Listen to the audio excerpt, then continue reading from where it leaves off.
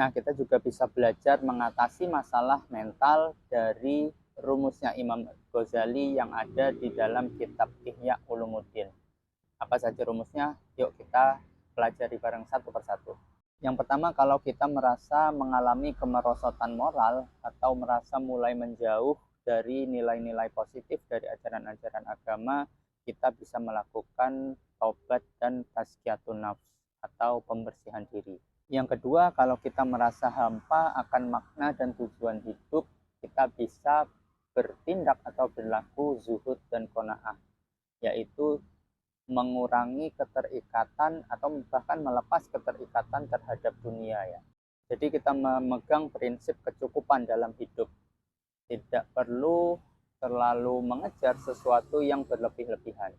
Tapi bukan juga berarti kita menolak segala fasilitas, segala harta. Kalau kita punya harta, selama itu sekiranya bisa meningkatkan kualitas hidup kita, bisa meningkatkan produktivitas kita, maka kita terima, maka kita ambil. Yang ketiga, kalau kita merasa hampa dalam hal spiritual dan nilai, kita bisa melakukan latihan dan bersungguh-sungguh dalam membentuk karakter diri. Jadi agama mengajarkan kita untuk serius menjalani hidup, seperti pesannya Buya Hamka ya. Kalau kita mahasiswa serius dalam mengikuti kuliah-kuliah, mengerjakan tugas, kalau kita pekerja kita dengan sungguh-sungguh menunaikan tanggung jawab kita, tidak bekerja yang penting selesai.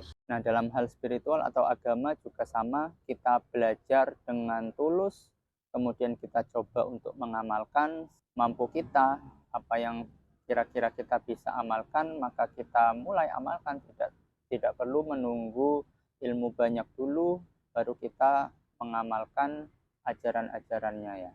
Yang keempat, cara untuk pengendalian atau manajemen diri yaitu dengan cara konsep khauf dan roja. Jadi ini supaya kita tidak sembrono, tidak asal-asalan dalam menjalani hidup. Rasa takut itu fungsinya supaya kita tidak menganggap remeh atau menyepelekan aturan-aturannya, sedangkan sifat atau rasa berharap itu supaya kita tidak menimbulkan putus asa. Yang kelima, kalau merasa stres dan frustrasi, kita bisa tanggapi atau hadapi dengan sabar. Nah, selain sabar, ini juga kita bisa ikuti dengan ikhlas dan ridho ya. Kalau ikhlas ini sifatnya aktif atau dalam hal memberi, kalau ridho ini sifatnya pasif atau dalam hal menerima. Nah, konsep ikhlas ini misalkan kita beramal, kita melakukan amal, bersedekah atau berbuat baik kepada orang lain, dan itu tanpa diiringi rasa pamrih. Kalau ridho itu sifatnya kita menerima apa-apa yang menjadi ketentuan, apapun takdirnya kita berusaha menerima dan melihat sisi positifnya. Yang keenam, kalau kita cemas akan masa depan, maka kita hadapi dengan ikhtiar dan tawakal. Jadi kita susun sebaik mungkin rencana yang akan kita lakukan di masa depan. Kita mau seperti apa kehidupan kita di masa depan, kita siapkan sejak sekarang. Dan kemudian setelah ikhtiar, kita iringi dengan tawakal, penyerahan diri, tinggal waktunya berdoa dan melihat hasil seperti apa Tuhan memberikan takdirnya kepada kita.